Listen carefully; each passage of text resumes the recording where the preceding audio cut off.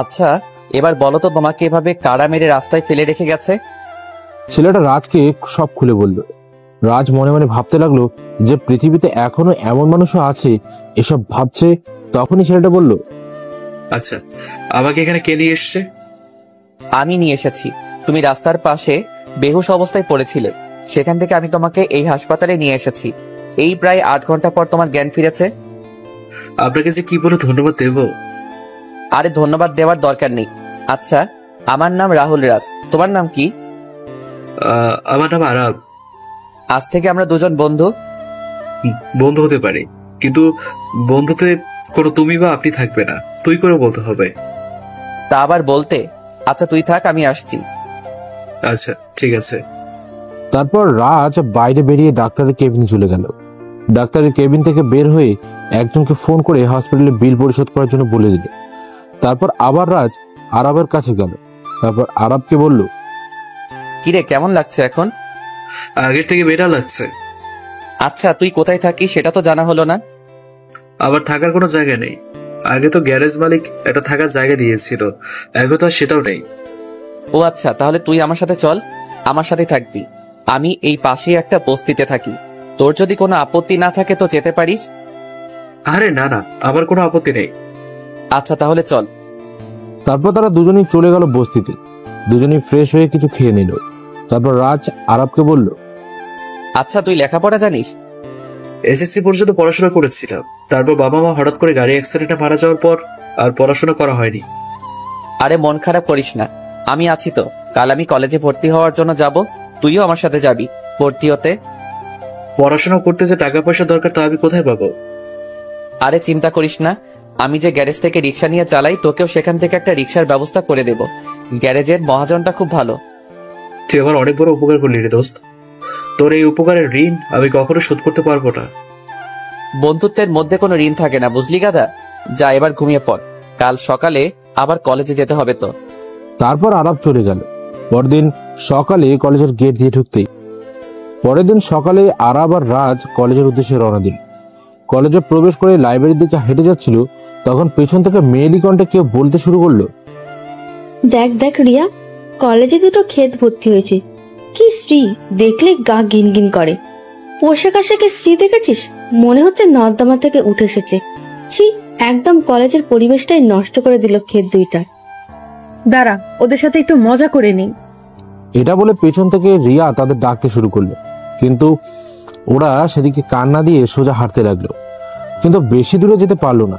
হঠাৎ করে রিয়া তার দলবল সহ ওদের সামনে চলে আসলো, আর এসেই ঠাস করে রাজের গালে চড় মারলো।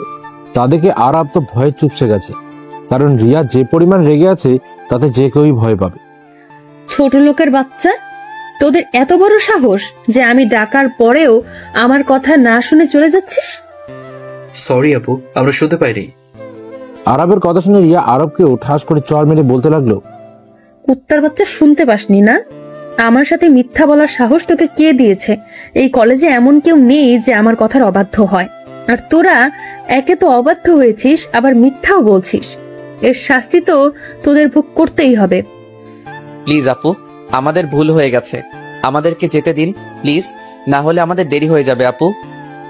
বিশালের কথা শুনে তো রিয়া এবার আরো খেপে যায়। তাই রিয়া রাজের গালে ঠাস করে আবার চড় বসিয়ে দিল। তারপর বলতে লাগলো, তোকে একবার চর মেরেছি, তাতে তোর হয়নি, আবার আমার মুখে মুখে কথা বলছিস। তোরা দুজনেই এখন তোদের গায়ের শার্ট খুলে পুরো কলেজ খালি গায়ে হাঁটবি। প্লিজ আপু, এমনটা করবেন না আমাদের সাথে। আজকের মতো আমাদের ছেড়ে দিন, আর কখনো এমন ভুল হবে না। ওই, বেশি কথা বললে শুধু শর্ট প্যান্ট পরিয়ে পুরো কলেজে হাঁটাবো, বুঝেছিস? এবার কি করবি তা তুই ভেবে দেখ। তারপর রাজ আর আরব গায়ের শার্ট খুলে পুরো কলেজে হাঁটতে শুরু করলো। ওদের দিকে সবাই হাসাহাসি করছে। তারা পুরো কলেজ একবার হেঁটে মাথা নিচু করে চলে গেল। এরপর আরবকে ভর্তি করিয়ে ক্লাসে যাচ্ছিল, তখন পেছন থেকে স্যার ডাক দিলেন। তারা দুজনেই স্যারের কাছে চলে গেল। জি স্যার, কিছু কি বলবেন? তোমাদের সাথে আজ ওরা যা করলো, তারপরে তোমরা কিছুই বললে না কেন? আমি সবটা দেখেছি, তোমরা এর প্রতিবাদ করলে না কেন? আমাদের মতো রাস্তার ছেলেরা কি করেই বা প্রতিবাদ করবে স্যার? ওরা কত বড় লোক, কত ক্ষমতা ওদের। ওদের সাথে ঝামেলা করলে এতে আমাদের উপর ওদের অত্যাচার আরো বেড়ে যাবে, তাই কিছু বলতে পারি না। কিন্তু তাই বলে এইভাবে সবকিছু মুখ বুঝে সহ্য করবে? কি আর করব স্যার, এছাড়া যে কিছুই করার নেই, কারণ তা না হলে আমাদের সব স্বপ্নগুলো মাটির সাথে মিশে যাবে। আচ্ছা ঠিক আছে, আমি আর কিছু বলবো না। তোমরা যেটা ভালো মনে করো সেটাই করো, কেমন? এটা বলেই স্যার চলে গেল। তারাও সেখান থেকে ক্লাসে চলে গেল, কিন্তু ক্লাসে কোনো বেঞ্চ খালি নেই, শুধু পেছনে একটা বেঞ্চ আর সামনে একটা বেঞ্চ খালি আছে। ওরা আর কিছু না ভেবে সামনের বেঞ্চে বসে পড়ল, কিন্তু সেটা যে তাদের কত বড় ভুল ছিল তা কিছুক্ষণ পরেই বুঝতে পারলো। ক্লাসরুমে তারা ক্লাস করছিল, তখন দেখলো রিয়া আর ওর বান্ধবীরা ক্লাসে প্রবেশ করলো। কিন্তু রিয়া কেমন করে যেন রাজের দিকে রাগী চোখে তাকিয়ে আছে। ওর চোখ দুটো রক্তের মতো লাল হয়ে গেছে, কিন্তু কিছু না বলে গিয়ে পেছনের বেঞ্চে বসে পড়ল। ক্লাস শেষ হতেই রিয়া তার বান্ধবীদের নিয়ে রাজ আর আরবের সামনে চলে এলো। দুজনের জামার কলার ধরে টানতে টানতে ক্লাসের বাইরে নিয়ে গেল। কুত্তার বাচ্চা, তোদের সাহস তো কম না। তোদের সাহস কি করে হয় সামনের বেঞ্চে বসার? আপু, আমরা তো বেঞ্চ খালি আছে বলে বসেছিলাম। রাজ কথা বলায় রিয়া রাজকে ঠাস করে চর মারল। জানোয়ারের বাচ্চা, আবার মুখে মুখে কথা বলিস? তোকে তো আজ আমি। রিয়া, এইসব কি হচ্ছে এখানে? ওরা কি করেছে? তুমি মারছো কেন ওদের? এই জানোয়ারের বাচ্চাদের সাহস কি করে হয় সামনের বেঞ্চে বসার? রিয়ার কথা শুনে স্যার রিয়ার গালে ঠাস করে চর বসিয়ে দিল আর বলতে লাগলো, বেয়াদব মেয়ে, শিক্ষকের সাথে কি করে কথা বলতে হয় তাও জানো না? যাও এখান থেকে। রিয়ার আগে পুষতে পুষতে চলে গেল, আর যাবার সময় রাজ আর আরবের দিকে রাগি চোখে তাকিয়ে চলে গেল। তোমাদেরকে কি আর বলবো, যাও তোমরা। তবে রাজ, তুমি আমার সাথে আজকে দেখা করেছিও একবার। ওকে স্যার, ঠিক আছে। তারপর তারা দুজনেই বস্তিতে চলে গেল। আরব বলল, এই মেয়েটা কে রে? কোন মেয়েটা? আরে কলেজের ওই মেয়েটা। ও, আমি যতদূর জানি ওর বাবা আমাদের এই এলাকার ওসি। ওর বাবা ওসি বলে মেয়েটা অনেক খারাপ কাজও করে বেড়ায়। শুনেছি মেয়েটা নাকি ড্রাগসের বিজনেসও করে। কি বলছিস তুই এইসব? আমি যেটা জানি তাই বললাম। আর ওদের কাছ থেকে সবসময় দূরে দূরে থাকবি। এরপর তারা দুজনই ফ্রেশ হয়ে কিছু খেয়ে ঘুমিয়ে পড়ল। ঘুম ভাঙলো ফোনের আওয়াজে। রাজ ফোনটা হাতে নিয়ে দেখলো তার মা ফোন করেছে। ফোন রিসিভ করে রাজ হ্যালো বলতেই ওপাশ থেকে কান্নার আওয়াজ ভেসে আসলো। রাজ বুঝতে পারলো তার মা তার জন্য কান্না করছে। আসলে সন্তান যতই খারাপ হোক না কেন, মা কখনো সন্তানকে দূরে ঠেলে দিতে পারে না। মা, তুমি কাঁদছো? কেঁদো না মা। তুমি কাঁদলে যে আমার কষ্ট হয় মা। তুমি জানো না আমি তোমার চোখের পানি সহ্য করতে পারি না। তুই কেমন আছিস বাবা? ভালো আছি মা। তোমরা কেমন আছো? বাবা কেমন আছে? আমরা ভালো আছি। তোর বাবাও ভালো আছে। তুই ফিরে আয় বাবা। তোকে ছাড়া বাড়িতে কেমন যেন খালি খালি লাগে। আমিও তো চাই মা তোমাদের কাছে ফিরে আসতে, কিন্তু আমি যে তা পারবো না। আমাকে যে বাবার কথা রাখতেই হবে মা, তা না হলে যে আমি বাবার কাছে সারা জীবন অপরাধী হয়ে থাকবো। ঠিক আছে বাবা, তুই ভালো থাকিস আর শরীরের যত্ন নিস। মা। তারপর ফোন কেটে দিয়ে আরবকে ঘুম থেকে জাগিয়ে বাইরে বেরিয়ে পড়লো গ্যারেজের উদ্দেশ্যে। সেখানে গিয়ে গ্যারেজের মালিকের সাথে কথা বলে আরবের জন্য রিক্সার ব্যবস্থা করে দিল। তারপর বাইরে কিছুক্ষণ ঘোরাফেরা করে আবার বস্তিতে ফিরে এলো। আর ওদিকে জান, কি করো তুমি? এই তো জানো, বাসায় বসে বসে তোমার কথাই ভাবছিলাম। আচ্ছা তাই নাকি? তা খেয়েছো? তুমি খেয়েছো? এভাবে আরো কিছু সময় কথা বলে ফোন রেখে দিল রিয়া। রিয়ার এমন আরো 2 থেকে 3 জন বিএফ আছে, কিন্তু তা ওর বিএফরা কেউই জানে না, কারণ রিয়া ওদের কাউকে জানতেই দেয়নি। পরের দিন সকালবেলা কলেজে যেতে। পরের দিন রাজের থেকে আরব একটু আগেই কলেজে গেছে। রাজ কলেজে গিয়ে দেখতে পেল রিয়া আর তার বান্ধবীরা মিলে আরবের সাথে কি নিয়ে যেন কথা বলছে। রাজ একটু সামনে এগিয়ে গেল। রিয়া রাজকে দেখে বলল, ওই খ্যাত, এদিকে আয়। রাজ ধীর পায়ে ওদের কাছে চলে গেল। তারপর, এই শোন, আজকে তোরা দুজনে এই কলেজের যে কোনো 2টি মেয়েকে কিস করবে। রাজ আর আরব তো রিয়ার কথা শুনে চোখ বড় বড় করে রিয়ার দিকে তাকিয়ে রইল। আর রিয়ার বান্ধবীরা তো রিয়ার কথা শুনে হাসতে লাগলো। হঠাৎ, কিরে ওই কুত্তার বাচ্চা, কথা শুনতে পাসনি? কি বলেছি আমি? আমার কথা না শুনলে আজ তোদের এমন অবস্থা করব ভাবতেও পারবি না। ও বুঝতে পেরেছি, এভাবে হবে না। ওই হিয়া, ধর তো দুটাকে।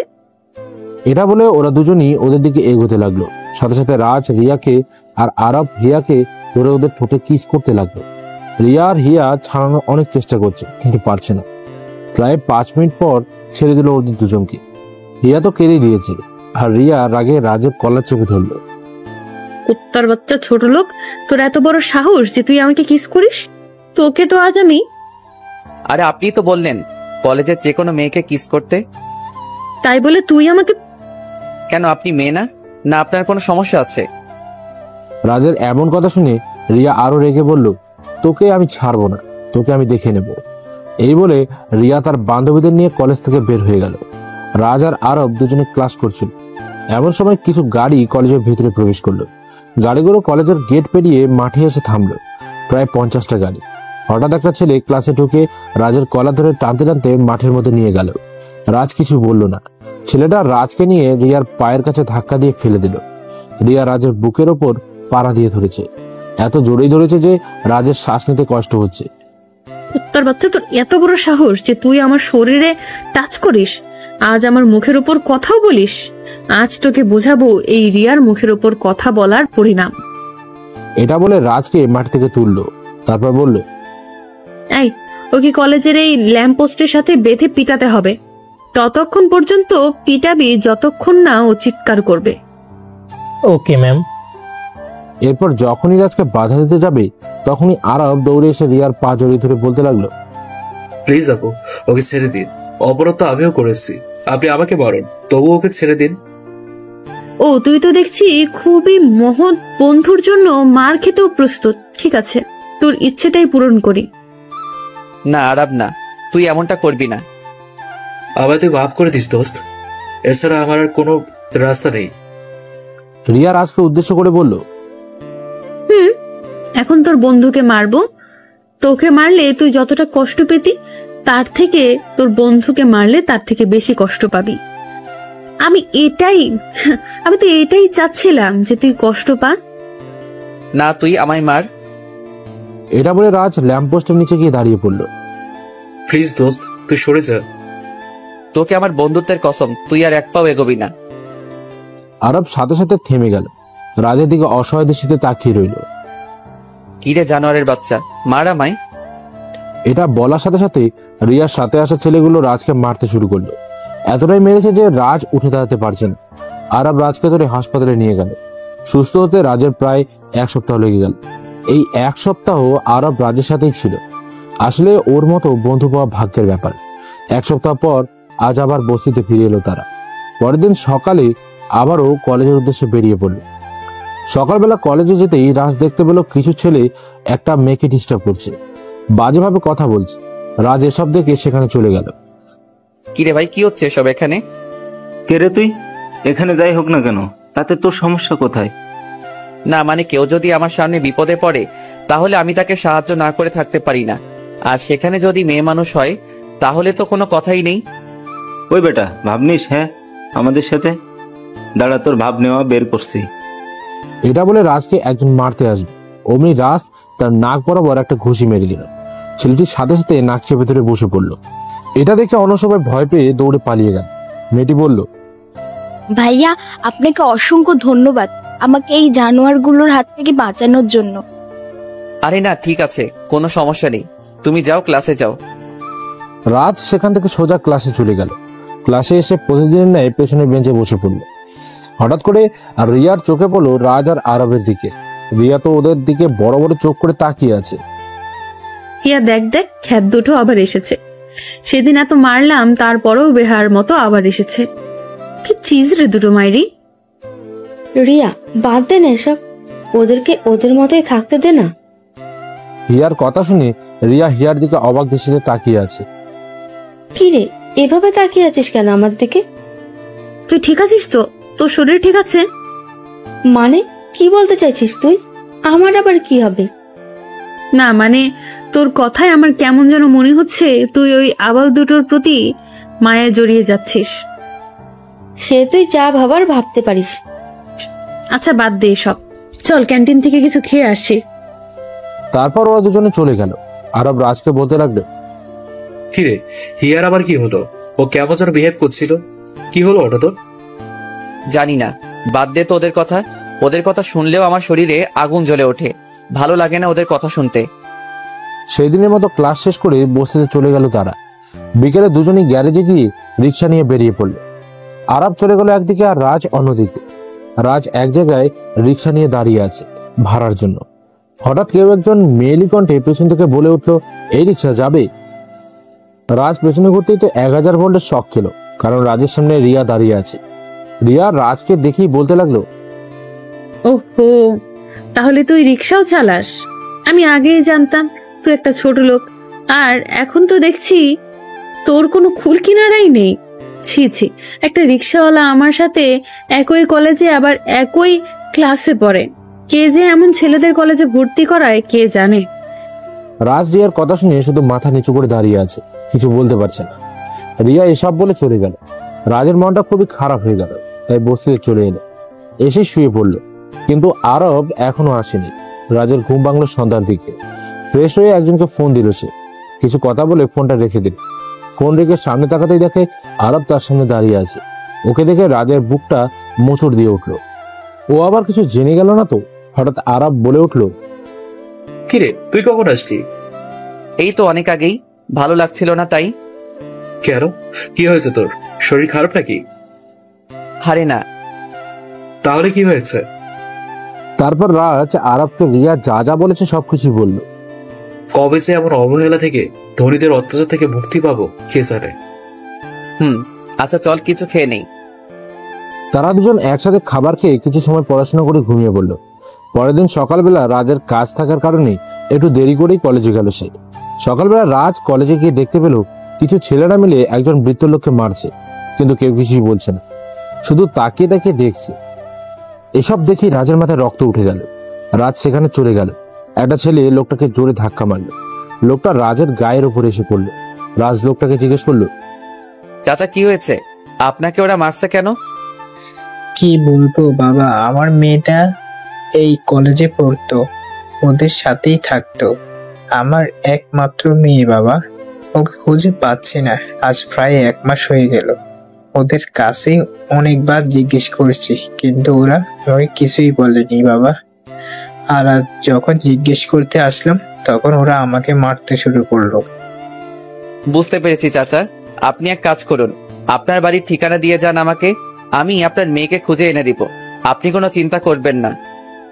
ঠিক আছে বাবা। তারপর লোকটা তার বাড়ির ঠিকানা দিয়ে চলে গেল। রাজ ছেলেগুলোর দিকে একবার ভালো করে তাকিয়ে ক্লাসের দিকে চলে গেল।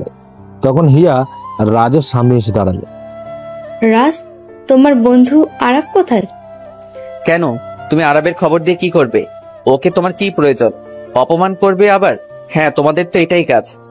আমাদের মতো মানুষের সাথে খারাপ আচরণ করা ছাড়া তোমরা কি বা পারো? তুমি আমায় ভুল বুঝছো রাজ। আমি ভুল? হ্যাঁ ভুল তো আমি এতদিন ভেবে এসেছি।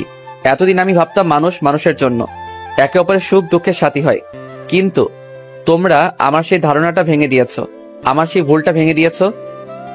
রাজ, তুমি বুঝতে পারছো না, কেন জানি না ওর মুখটাই সবসময় আমার চোখের সামনে ভেসে বেড়ায়। একটা মুহূর্ত ওকে ছাড়া ভাবতে পারি না। হয়তো ভালোবেসে ফেলেছে ও। হিয়া আর কিছু বলতে পারলো না। তার আগেই রাজ হিয়ার গালে কষে চর বসিয়ে দিল। হিয়া তো চর খেয়ে রাজের দিকে করুণ দৃষ্টিতে তাকিয়ে আছে। তারপর বলতে লাগলো, ভালোবাসো তাই না?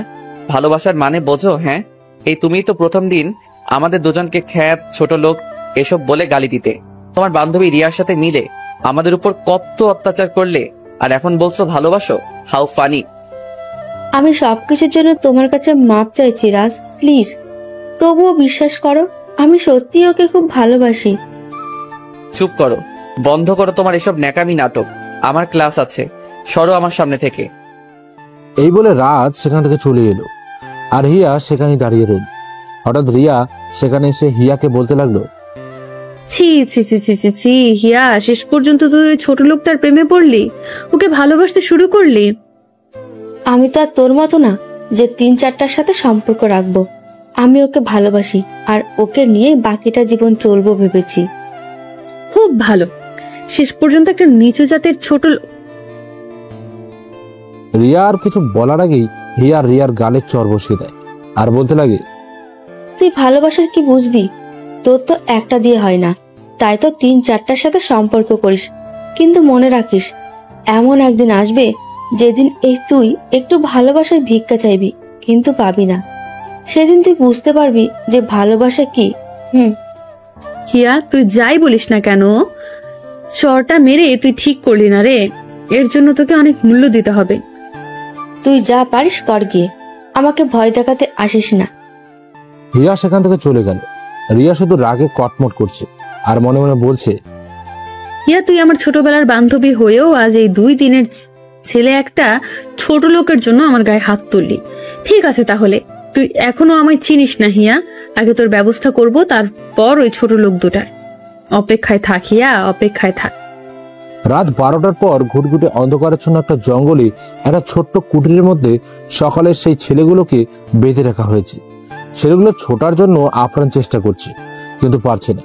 রাজ ধীরে ধীরে কুটিরের ভেতরে প্রবেশ করলো। ছেলেগুলো রাজকে দেখে ভয়ে কাঁপতে শুরু করলো। একটা ছেলে কাঁপা কাঁপা কণ্ঠে বলল, তুমি? হ্যাঁ আমি। কুত্তার বাচ্চা চেয়েছিলাম এইসব রাস্তা ছেড়ে দিব, কিন্তু তোদের মতো কিছু মানুষরূপী পশুর কারণে সেটা আর হবে না। এবার বল, ওই বৃদ্ধ লোকটার মেয়ে কোথায়? আমরা কিছু জানি না, আমাদেরকে ছেড়ে দাও। ছেড়ে দেব? হাসালি তোরা আমায়। আমি কি তোদেরকে এখানে মজা করার জন্য ধরে এনেছি যে বললি আর অমনি ছেড়ে দিলাম? এখনো ভালোই ভালোই বলছি, বল মেয়েটা কোথায়? ছেলেটা রাজকে জোর গলায় বলল, বলছি না জানি না, তারপর বারবার কেন জিজ্ঞাসা করছিস? আমাদেরকে ছেড়ে দে, নইলে কিন্তু ভালো হবে না। আমার বাবা কিন্তু মন্ত্রী, আমার কিছু হয়ে গেলে তুই বাঁচতে পারবি না। তুই জঙ্গলে সিংহকে ভয় দেখাচ্ছিস? তোর বাপ যেই হোক না কেন, তাতে আমার কিচ্ছু যায় আসে না। ভালোই ভালোই বলছি, বলে দে মেয়েটা কোথায়। বলবো না, তোর যা করার করে নে। ছেলেটার কথা শুনে রাজের মধ্যে রক্ত উঠে গেল। রাজ শিমুলকে ডাক দিল। শিমুল রাজের ডাক শুনে রাজের সামনে আসলো। তারপর, হ্যাঁ ভাই বলো, কিছু করতে হবে কি? ওদের মুখ থেকে সত্যি কথা বের করার চেষ্টা কর। কোথায় রেখেছে মেয়েটাকে? আরে তুই একটা মেয়ের খোঁজ নিয়ে কি করবি? আর অনেক মেয়ে আছে, তুই কাউকেই বাঁচাতে পারবি না, কাউকে না। আরো অনেক মেয়ে আছে মানে? কি বলতে চাইছিস তুই? ছেলেটা রাজের কথায় মুচকে হাসলো। তারপর বলল, আরো অনেক মেয়েকে আমরা আমাদের জালে ফাঁসিয়ে অন্য দেশে পাচার করেছি, এতে আমরা অনেক টাকা পাই। এই তোর লজ্জা করে না? নিজের দেশের মেয়েদের টাকার বিনিময়ে অন্য দেশে বিক্রি করে দিস। লজ্জা? সেটা তো আমাদের থাকতে নেই, আমাদের শুধু টাকা চাই, শুধু টাকা। হা হা হা। ছেলেটার কথা শুনে রাগে ক্ষোভে রাজ ছেলেটার বুকে বরাবর একটা লাথি মারল। ছেলেটা অনেক দূরে ছিটকে পড়ল। শিমুল, ওদের এমন টর্চার করবি যাতে মুখ খুলতে বাধ্য হয়? আমার মনে হচ্ছে ওরা শুধু চুনপটি। নিশ্চয় এর পিছনে অন্য কারোর হাত আছে। হয়তো এদের অনেক বড় র্যাকেট আছে, যা দেশের বিভিন্ন জায়গায় ছড়িয়ে ছিটিয়ে আছে। তাই এমন অবস্থা করবি যাতে ওরা মুখ খুলতে বাধ্য হয়। ওকে ভাই, আমি দেখছি, এই নিয়ে আপনাকে ভাবতে হবে না। ওকে ঠিক আছে। রাজ সেখান থেকে চলে গেল। পরের দিন কলেজে গিয়ে দেখতে পেল হিয়া বসে আছে বট গাছের নিচে। রাজ হিয়ার কাছে গেল। হিয়া রাজকে দেখে একটু অবাকই হলো। রাজ হিয়াকে জিজ্ঞেস করলো, কি ব্যাপার, তুমি এখানে বসে আছো যে? তাও আবার একা একা? তোমার বান্ধবী কোথায়? ওর কথা আর বলো না আমায়, ও একটা খারাপ মেয়ে। এমন কোনো খারাপ কাজ নেই যে সে করে না, তাই সব সম্পর্ক শেষ করে দিয়েছি ওর সাথে। ও ভালো করেছো, চলো ক্লাসে যাই। চলো। কিন্তু কিন্তু কি? আরাব কোথায়? ওকে তো দেখছি না। আমি এখানে। তুই কখন আসলি? এই তো কিছুক্ষণ আগে। আর এসে তোদের কথা শুনছিলাম। তবে হিয়া কাজটা ঠিক করেছে, রিয়ার সাথে সম্পর্ক শেষ করে। চল ক্লাসে যাই। এরপর তারা তিনজনই ক্লাসের দিকে চলে গেল। ক্লাসে হিয়া আর আরব পুরো ক্লাস দুজন দুজনের দিকে তাকিয়েছিল। সেদিনের মতো ক্লাস শেষ করে তারা যে যার গন্তব্যে চলে গেল। আরব রাজকে বলল, দোস্ত তুই যা, আমি একটু পরে আসছি। তুই আবার কোথায় যাবি? এই একটু কাজ আছে, কাজটা শেষ হলে চলে আসবো। ওকে। রাজ সেখান থেকে চলে এলো বস্তিতে। আর অন্যদিকে আরব জিহানের গলা চেপে ধরল আর বলতে লাগলো, ওই শুয়োরের বাচ্চা, তোদের সবাইকে আমি টাকা দিয়ে পুষে রেখেছি কি এজন্য? হ্যাঁ, তোরা থাকতে ওদেরকে কিভাবে কিডন্যাপ করে নিয়ে গেল? হ্যাঁ? জিহান কিছু বলতে পারছে না, তার নিঃশ্বাস যেন বন্ধ হয়ে আসছে। আরব জিহানের গলা ছেড়ে দিতেই জিহান কাঁদতে শুরু করলো। তারপর বলতে লাগলো, ভাই বিশ্বাস করুন, ওদেরকে তুলে নিয়ে গেছে তা আমরা জানতাম না। ওদেরকে বাইরে থেকে কিডন্যাপ করা হয়েছে, তাই আমরা কিছুই করতে পারিনি ভাই, আমাদের মাফ করে দিন। দুদিনের মধ্যে আমি ওদের লাশ চাই। জি হ্যাঁ, লাশ। তা না হলে আমি তোদের একটা একটা করে খুন করে ফেলবো। ওরা আমার ব্যাপারে মুখ খোলার আগে ওদেরকে আমার রাস্তা থেকে সরিয়ে দে। ওকে ভাই, ঠিক আছে, আমি দেখছি। এরপর আরব সেখান থেকে চলে গেল বস্তিতে। রাজ আরবকে দেখে একটু অবাকই হলো, কারণ আরবকে কেমন যেন একটু বিচলিত দেখা যাচ্ছে। তাই রাজ আরবকে বলল, কি রে, কোথায় ছিলি তুই? আর তোকে এমন দেখাচ্ছে কেন? কি হয়েছে তোর? তা কিছু হয়নি। আচ্ছা যা, ফ্রেশ হয়ে নে। তারপর ফ্রেশ হয়ে এসে দুজনে একসঙ্গে খেয়ে যে যার রুমে গিয়ে শুয়ে পড়লো। পরের দিন সকালবেলা টিভিতে নিউজ দেখাচ্ছে আনুমানিক আজ রাত 12:30টার দিকে মন্ত্রী আশরাফ খুন হন। কে বা কারা খুন করেছেন তা এখনো পর্যন্ত জানা যায়নি। অন্যদিকে রিয়া তার অন্য বয়ফ্রেন্ডের সাথে ঘুরতে এসেছে। ছেলেটার নাম বিধান। দুজনের একদম কাছে বসে আছে। আর দুর্ভাগ্যবশত সেখানে থাকে রাকিব যাচ্ছিল। রাকিবের এসব দেখে তো মাথায় রাগ উঠে গেল। কি ভাবছেন, রাকিব এখানে গিয়ে রিয়ার সাথে সম্পর্ক নষ্ট করবে? না, রাকিবের মানে তো অন্য কিছু ঘুরপাক খাচ্ছে। হঠাৎ রাকিব দেখতে পেল তারই বন্ধু বিশাল দূরে দাঁড়িয়ে রিয়া আর বিধানের কর্মকাণ্ড দেখছে আর রাগে কটমট করছে। রাকিব বুঝতে পারে যে তার মানে বিশালের সাথেও রিয়ার কোনো না কোনো সম্পর্ক নিশ্চয়ই আছে। তাই রাকিব বিশালের কাছে গিয়ে বিশালকে টেনে এক পাশে নিয়ে আসে। বিশাল তো রাকিবকে দেখে অবাক হয়ে যায়। অবাক হয়ে জিজ্ঞেস করে, রাকিব দোস্ত তুই? আমি ছেড়ে দে দোস্ত, ওকে আমি আজ খুন করব। মানে কেন খুন করবি ওকে? কি ক্ষতি করেছে ও তোর? ও আমার মন নিয়ে খেলেছে, এর ফল তো ওকে ভোগ করতেই হবে। হ্যাঁ, তুই ঠিক বলেছিস, এর ফল ওকে ভোগ করতেই হবে। ও আমার সাথেও ভালোবাসার মিথ্যে অভিনয় করেছে, কিন্তু ও জানে না যে ও কত বড় ভুল করেছে। এখানে দাঁড়া, আমাদের এই সাথে ওই ছেলেটাকেও সঙ্গী করতে হবে, না হলে ওর জীবনটাও শেষ করে দেবে। কিছুক্ষণ পর রিয়া চলে গেল। রিয়া যেতেই ওরা দুজনে বিধানের কাছে গেল আর সবকিছু খুলে বলল। সব শুনে তো বিধানের মাথা পুরোই গরম হয়ে যায়। বিধান পারলে তো রিয়াকে এখনই মেরে ফেলে, কিন্তু রাকিব বিধানকে বাধা দিল। শোনো বিধান, ও আমাদের 3 জনের সাথে ভালোবাসা নিয়ে খেলা করেছে, তাই এর হিসাব আমরা 3 জন ওর কাছ থেকে সুদে আসলে উসুল করব। হ্যাঁ ঠিক বলেছো তুমি, ওর এমন অবস্থা করব বেঁচে থাকতে ওর ঘৃণা হবে। ওকে, এখন চলো এখান থেকে। এরপর ওরা 3 জন যে যার বাড়ির উদ্দেশ্যে রওনা দেয়, কিন্তু আড়াল থেকে কেউ একজন ওদের সব কথা শুনে ফেলে। তারপর একটা মুচকি হাসি দিয়ে কাউকে ফোন করে 3 জনের ওপরেই নজর রাখতে বলে। রিয়া বিকেলে তার রুমের ব্যালকনিতে বসে বসে চা খাচ্ছে। এটা তার অনেক দিনের অভ্যাস। চা খাচ্ছে রিয়া, হঠাৎ করে তার ফোনের রিংটনটা বেজে উঠলো। ফোনের দিকে তাকিয়ে দেখলো বিশাল ফোন করেছে। রিয়া একটা মুচকি হাসি দিল, তারপর ফোনটা রিসিভ করলো। ফোন রিসিভ করে আহ্লাদি সুরে বলল, হ্যাঁ বাবু বলো, আমার বাবুটা বুঝি আমাকে খুব মিস করছে? হ্যাঁ জান, খুব মিস করছি তোমায়, চলে আসো না জান। আজ না আমাদের বাড়িতে কেউ নেই, প্লিজ চলে এসো না প্লিজ। আরে কি বলছো তুমি? তোমার বাড়িতে আমি কিভাবে যাব? তুমি যদি না আসো তাহলে বুঝবো তুমি আমাকে ভালোবাসো না। রিয়া বিশালের কথা শুনে থতমত খেয়ে যায়, কারণ রিয়া তো জানে বিশাল যে কথাটা বলছে তা সত্যি, যে রিয়া বিশালকে কেন কাউকেই ভালোবাসে না, শুধু টাইম পাস। কিন্তু যদি আজকে না যায় তাহলে বিশাল হাতছাড়া হয়ে যাবে। তাই রিয়া সিদ্ধান্ত নেয় সে যাবে। আচ্ছা ঠিক আছে, আমি আসবো, কিন্তু আমি বেশি সময় থাকতে পারবো না। রিয়ার কথায় বিশাল মনে মনে বলে, আমারও বেশি সময় লাগবে না বেঈমান। হঠাৎ রিয়ার কথায় ধ্যান ভেঙে যায় বিশালের। কি হলো, কথা বলছো না কেন? আমি কিন্তু বেশি সময় থাকতে পারবো না। আচ্ছা ঠিক আছে, তবে একটা জিনিস চাইবো তোমার কাছে। আমার কাছে আবার কি চাইবে তুমি? তোমাকে না কালো শাড়িতে খুব সুন্দর লাগে, প্লিজ একটা কালো শাড়ি পরে এসো জান। আচ্ছা ঠিক আছে। এই বলে রিয়া ফোন কেটে দেয়, আর ওদিকে বিশাল একটা শয়তানি হাসি দেয়। তারপর রাকিব আর বিধানকে ফোন করে আসতে বলে দেয়। এদিকে ভাই, ওরা 3 জন মনে হয় রিয়া ভাবির কোনো ক্ষতি করবে, তাই আজ বিশাল তার বাড়িতে রিয়া ভাবিকে দেখেছে। তুই ওদের উপর নজর রাখ, আমি আসছি। ওকে ভাই, ঠিক আছে। রিয়া বিশালদের বাড়িতে এসে দরজার সামনে দাঁড়ালো, আর কলিং বেল বাজাতেই বিশাল এসে দরজা খুলে দিল। রিয়া ভেতরে ঢুকে দেখে বাড়িটা একদমই ফাঁকা, কেউ নেই। বিশাল দরজা খুলে সোজা রুমে চলে গেল। রিয়াও পেছন পেছন তার রুমে চলে যায়, কিন্তু রুমে গিয়ে দেখে রুমটা পুরো অন্ধকার। রিয়া বিশালকে ডাকতে থাকে। বিশাল, এই বিশাল, কোথায় তুমি? এই দেখো, আমার কিন্তু এসব মজা একদম ভালো লাগছে না, আমি চলে যাব কিন্তু। বলে রিয়া দরজার দিকে পা বাড়ায়। হঠাৎ দরজা বন্ধ হয়ে যায়।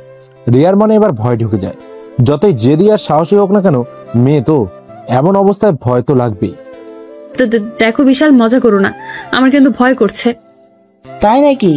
তোমার আবার ভয়ও আছে? মজার ব্যাপার। বলে বিশাল হাসতে থাকে। মানে কি বলতে চাচ্ছ তুমি? হঠাৎ রুমের লাইট জ্বলে উঠল। রিয়া যেন প্রাণ ফিরে পেল, কিন্তু সামনে তাকাতেই যা দেখলো তাতে তার মাথায় আকাশ ভেঙে পড়ল। রিয়া দেখে তার সামনে রাকিব, বিধান আর বিশাল দাঁড়িয়ে আছে, আর রাগে তাদের চোখ লাল হয়ে আছে।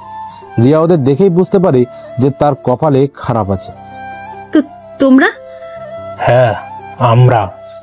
কেন, কি মনে করেছিলে তুমি আমাদের নিয়ে খেলবে আর আমরা জানতেও পারবো না? আজ আমাদের সাথে করা অভিনয়ের প্রতিশোধ নেব আমরা। আজ তোর এমন অবস্থা করব যা তুই ভাবতেও পারবি না। দেখো, আমার সাথে এমন কিছু করার চেষ্টা করো না, তাহলে কিন্তু তোমাদের বিপদ হবে। তোমরা কিন্তু আমাকে এখনো চেনো না, তাই বলছি আমাকে যেতে দাও। এই বিশাল, ধর তো শালিরে। ছেলেদের সাথে ভালোবাসা নিয়ে খেলা করার মজা আজ ওকে বোঝাবো। হ্যাঁ, তুই ঠিকই বলেছিস। দেখবো আজ কি করে ও আমাদের হাত থেকে রক্ষা পায়। শালি, তোকে তো আজ। এই বলে বিশাল রিয়ার শাড়ির আঁচল ধরে টান দেয়। যতই ক্ষমতা থাক, কিন্তু তারপরেও রিয়া আজ খুবই অসহায়। কারণ যতই ক্ষমতা থাকুক না কেন, নারীর সব থেকে মূল্যবান সম্পদ হচ্ছে তার ইজ্জত। আর সেটাই যদি হারিয়ে যায়, তাহলে তো হাজারো ক্ষমতা, ধন, সম্পদ দিয়ে ফিরিয়ে আনা যায় না। রিয়া কি করবে বুঝে উঠতে পারছে না, কারণ একটা মেয়ে তিনটা ছেলের সাথে কোনোভাবে শক্তিতে পেরে ওঠা সম্ভব না। কিভাবে বাঁচবে আজ রিয়া? কে বাঁচাবে তাকে? বিশাল শাড়ির আঁচল ধরে টান দিলে রিয়া শাড়ির আঁচল ধরে রাখে। প্লিজ বিশাল, আমাকে ছেড়ে দাও, আমার এত বড় সর্বনাশ করো না, দয়া করে আমাকে ছেড়ে দাও। না না, সেটা তো হতে পারে না। তোর কিচ্ছুকর্মের ফল তুই যে তোকে ভোগ করতেই হবে। বলেই বিশাল রিয়ার গালে চর বসিয়ে দেয়। চরটা এত জোরেই মেরেছে যে ঠোঁট কেটে রক্ত বের হচ্ছে। রিয়া উঠে দাঁড়াতেই বিশাল আবারও চর মারে। এবারে রিয়া চরের তাল সামলাতে না পেরে বিছানার ওপর পড়ে যায়। রাকিব আর বিধান গিয়ে রিয়ার দুই হাত চেপে ধরে। বিশাল রিয়ার দিকে এগোতে থাকে। না, আমায় যেতে দাও, আমায় ছেড়ে দাও প্লিজ। হঠাৎ দরজা ভাঙার আওয়াজ শুনতে পেল সবাই, আর তাই রিয়াকে সবাই ছেড়ে দিয়ে কে দরজা ভাঙলো সেটা দেখার জন্য পেছনে ঘুরে। আর রিয়া তড়িঘড়ি করে উঠে বসে। রিয়াও সামনের দিকে তাকিয়ে হাজার ভোল্টের শক খেলো। রিয়া ভাবতেও পারছে না যে এখানে কিভাবে এলো। রিয়া এত অবাক হওয়ার কারণ হচ্ছে তাদের সামনে রাজ দাঁড়িয়ে আছে, আর তার পাশে শিমুল এবং রাজের লোকজনও আছে। রাজ বলতে শুরু করে, তোদের লজ্জা করে না? কাপুরুষের মতো তিনজন মিলে একটা মেয়ের সাথে জোর জবরদস্তি করছিস। যদি পুরুষ হয়ে থাকিস তাহলে পারলে আমার সাথে লড়াই কর। ওই বেটা, কে রে তুই? হ্যাঁ, কে রে তুই? তোর সাহস কি করে হলো এখানে আসার? তুই আমাদের এখনো চিনিস না। কারা তোরা? আর আমার কাউকে চিনতে হয় না, কারণ আমি যেখানে যাই সেখানকার মানুষই আমাকে চিনে নেয়, কারণ সেই জায়গাটাই আমার হয়ে যায়। তাই বলছি, বাঁচতে চাইলে এখান থেকে চলে যা। ওই, তোরা ওর সাথে শুধু শুধু পেঁচাল পারিস কেন? ধর ওকে, শালা অতিরিক্ত কথা বলে। হ্যাঁ, দর শালা রে। বলেই যেই না রাজকে মারতে যাবে, অমনি রাজ ওদের তিনজনকে মেরে আধমরা করে ফেলেছে। এরপর রাজ রিয়ার কাছে গিয়ে রিয়ার গালে দুটো চর বসিয়ে দিল। রিয়া গালে হাত দিয়ে রাজের দিকে করুণ দৃষ্টিতে তাকিয়ে আছে। তোমাকে মেয়ে ভাবতেও আমার ঘৃণা হয়। একটা দিয়ে হয় না, তাই না? তিনজন লাগে। আরে এর থেকে পতিতালয়ের পতিতারা অনেক ভালো। ওরা যার সাথে মেলামেশা করে মন থেকে করে। আর তুমি? ছি শিমুল। জি ভাই, বলুন। ওকে ওর বাড়িতে নিয়ে যা। রাজের এমন কথা শুনে রিয়া আর কান্না আটকাতে পারল না। শিমুল আর রাজ রিয়াকে নিয়ে যেতে লাগলে বিশাল বলে উঠল, এই, তুই ওকে নিয়ে যাচ্ছিস যা, কিন্তু যাবার আগে তো বলে যা কে তুই। বিশালের কথা শুনে রাজ মুচকি হাসি দিল। শিমুল বিশালের উদ্দেশ্যে বলল, জানতে চাস এ কে? শুনলে বেঁচে থাকতে পারবি তো, না দম বন্ধ হয়ে মারা যাবি? এ হচ্ছে মাফিয়া জগতের king, king of the kings, DK Raj. নামটা শুনে ওদের তিনজনের চোখ বড় বড় হয়ে গেল। আর রিয়া তো পুরো অবাক চোখে তাকিয়ে আছে রাজের দিকে। সে ভাবতেই পারছে না যে সে সত্যি শুনছে না মিথ্যে। রিয়াকে শিমুল বাড়িতে পৌঁছে দিল। রিয়া বাড়িতে গিয়ে সোজা তার রুমে চলে গেল। রুমে গিয়ে ফ্রেশ হয়ে বিছানায় গিয়ে বসে পড়ল আর ভাবতে লাগলো যে মাফিয়ার পাওয়ার নিয়ে সে নিজে চলে, সে মাফিয়া কিং হয়েও রাজের মধ্যে নেই কোনো অহংকার, আর সে নিজে সামান্য একজন লেডি কুইন হয়ে এত অহংকার। আজ রিয়ার নিজের ওপর নিজেরই রাগ হচ্ছে। আজ তার অহংকারের জন্যই তার এই অবস্থা। রিয়া ভাবলো সে কাল রাজের কাছে মাপ চাইবে সমস্ত খারাপ আচরণের জন্য। দরকার পড়লে রাজের পায়ে ধরবে, তবুও রাজের কাছে মাপ চাইবে সে। রিয়া এসব ভাবতে ভাবতে ঘুমিয়ে গেল। পরের দিন সকালে রিয়া ঘুম থেকে উঠে খুবই তাড়াতাড়ি বেরিয়ে পড়লো কলেজের উদ্দেশ্যে। রিয়া গিয়ে দেখে রাজ মাঠের কোনো বড় বটগাছের নিচে বসে আছে। রাজ বসে বসে আর মনে কি যেন ভাবছে। রিয়া গিয়ে রাজের পাশে বসল। রাজের তা দেখে তো মাথা গরম হয়ে গেল। সে উঠে সোজা কলেজ থেকে বেরিয়ে গেল। আজ আরবটাও কলেজে আসেনি, তাই রিয়া কাজ থেকে দূরে থাকার জন্য কলেজ থেকে বেরিয়ে গেল। রিয়া শুধু রাজের যাবার দিকে তাকিয়েছিল। ভেবেছিল রাজের কাছে মাপ চাইবে, সমস্ত রাগ অভিমান ভেঙে দেবে, কিন্তু রাজ তো তাকে পাত্তাই দিল না। অন্যদিকে একটা পুরনো বাড়িতে বসে আছে আরব, আর তার সামনে বসে আছে রাকিব, বিশাল, বিধান। শোনো, তোমরা হয়তো আমাকে দেখে অবাক হচ্ছ, কারণ আমি এখানে কেন আর আমি কে সেটা তোমরা ধীরে ধীরে সব জানতে পারবে। তোমরা কি চাও এভাবে অপমানের জীবন? না, যে তোমাদের মেরেছে তার উপর প্রতিশোধ খোঁজা। আমরা প্রতিশোধ চাই, প্রতিশোধ। মারের বদলে মার, রক্তের বদলে রক্ত। এই তো পুরুষ মানুষের মতো কথা। তাহলে মিলাও হাত, আর ধ্বংস করবো আমরা সবাই মিলে আমাদের শত্রুকে। এই বলে আরব হাত বাড়াতেই সবাই আরবের হাতে হাত রেখে বন্ধুত্ব করলো। রাজ বসতে ফিরে নিজের ঘরে গিয়ে শুয়ে পড়ল। তারপর শিমুলকে ফোন দিল। শিমুল ফোন রিসিভ করার পর, হ্যাঁ ভাই বলেন। শিমুল, ওরা কি মুখ খুললো নাকি না? ভাই ওরা কেউ মুখ খুলতে রাজি না, সবাই এক কথাই মরে গেলেও মুখ খুলবে না। আচ্ছা তাই নাকি? তাহলে তো ডোজগুলো দিতে হবে। তুই সবকিছু রেডি কর, আমি আসছি। ওকে ভাই। রাজ সময় মতো চলে আসে তার মৃত্যুপুরীতে। রাজ এসে সেই ছেলেগুলোর সামনে একটা চেয়ার টেনে বসে। কিরে, তোরা সবকিছু বলবি না আমি আমার কাজ শুরু করব? মানে কি করবে তুমি আমাদের সাথে? বেশি কিছু না, শুধু তোদের মুখ খোলানোর ব্যবস্থা করব। এই শিমুল, নিয়ে আয়। শিমুল রাজের কথা মতো একটা বক্র নিয়ে আসে। রাজ বক্রটার সামনের টেবিলে রাখতে রাখতে বলে, এখনো সময় আছে, বলে দে তোদের এসব কাজের মূলে কে আছে। রাজের কথা শুনে ছেলেটা মনে মনে হাসছে আর বলছে, আমাদের এসব কাজের পেছনে কে আছে সেটা আমি তোকে বলবো না, কিছুতেই না। তবে হ্যাঁ, দরকার পড়লে মিথ্যা বলবো, তবুও বসের নাম বলবো না, কিছুতেই বলবো না। ছেলেটা এসব ভাবছে তখন রাজ ছেলেটার গায়ে বেল্ট দিয়ে আঘাত করে। ছেলেটা ব্যথা চিৎকার করে ওঠে। আহ! ভালোই ভালোই বলছি, বল কে তোদের বস, আর মেয়েটাকে কোথায় লুকিয়ে রেখেছিস? কিন্তু ছেলেটা বলতে নারাজ, তাই রাজ কাটা জায়গায় লবণ আর মরিচের গুঁড়ো লাগিয়ে দেয়। ছেলেটা সহ্য করতে পারছে না, তার এমন মনে হচ্ছে যেন তার প্রাণটা এখনই বেরিয়ে যাবে। ছেলেটার এমন করুণ অবস্থা দেখে তার সাথে থাকা ছেলেগুলো ভয়ে কুঁকড়ে যায়, থরথর করে কাঁপতে থাকে।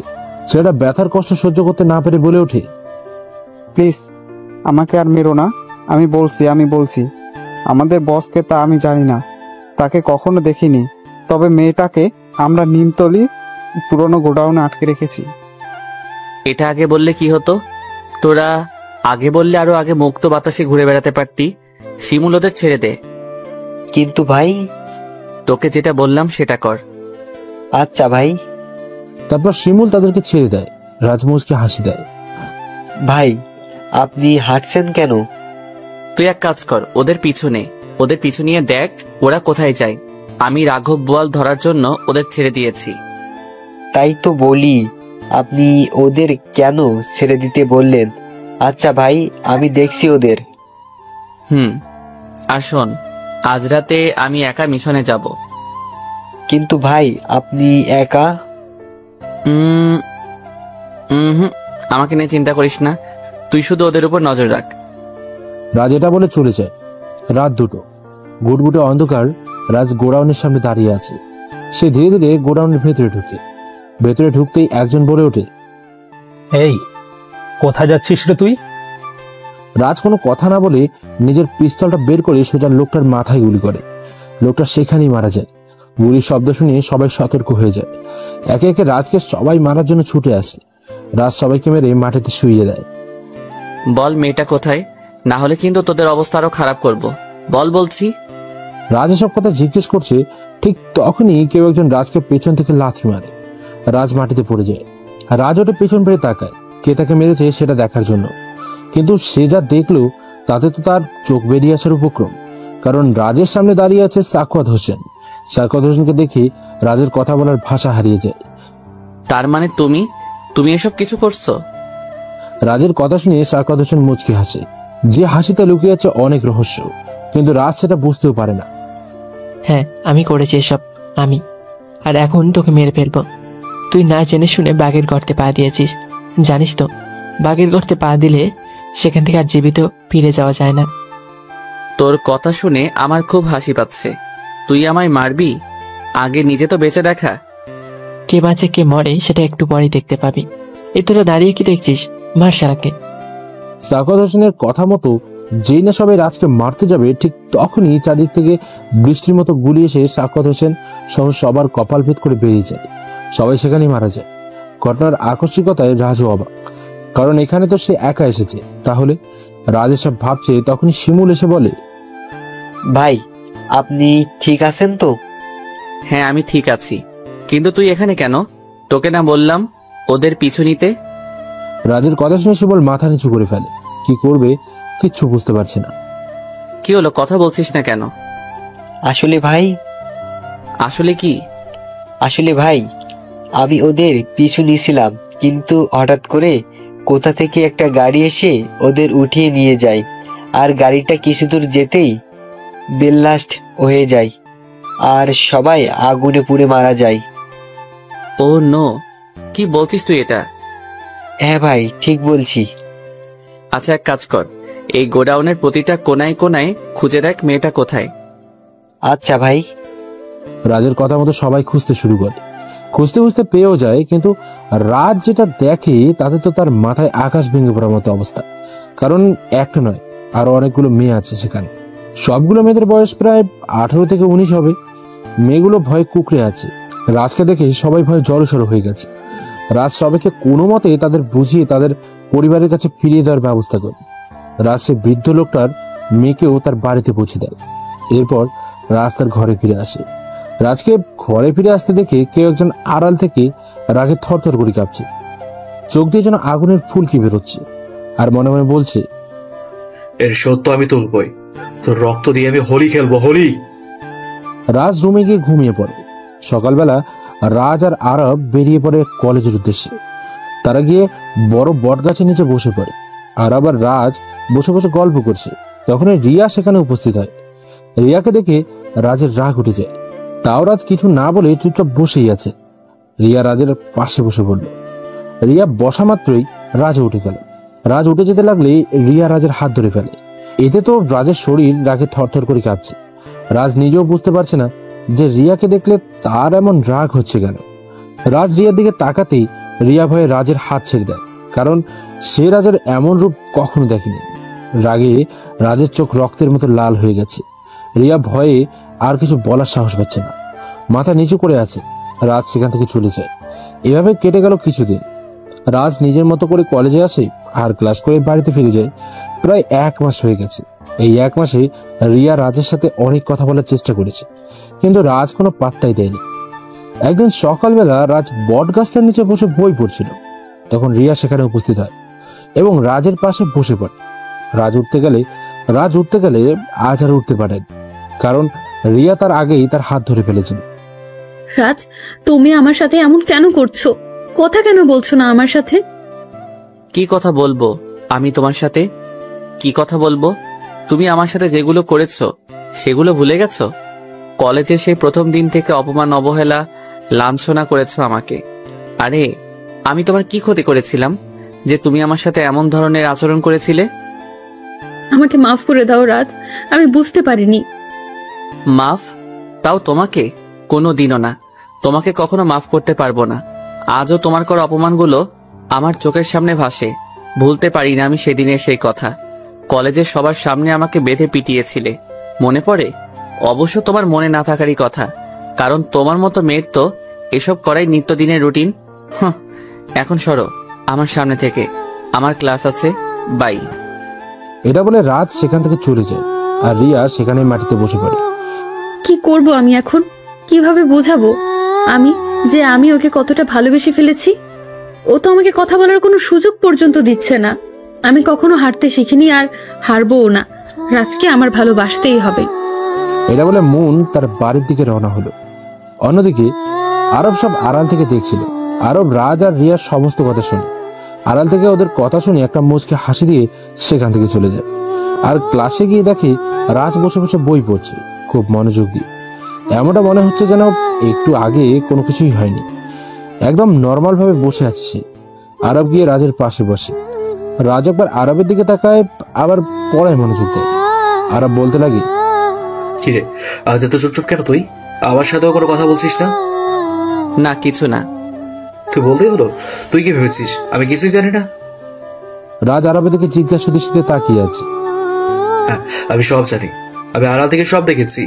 তুই আসার পর মেয়েটা খুব কেঁদেছে রে, হয়তো তোকে সত্যিই খুব ভালোবাসে। তুই একটা সুযোগ দিয়ে দেখতে পারিস। রাজ আরবের মুখে রিয়ার কান্না করার কথা শুনে তার বুকে ব্যথা অনুভব হয়, কারণ সেও তো রিয়াকে ভালোবাসে, সেটা অনেক আগে থেকেই।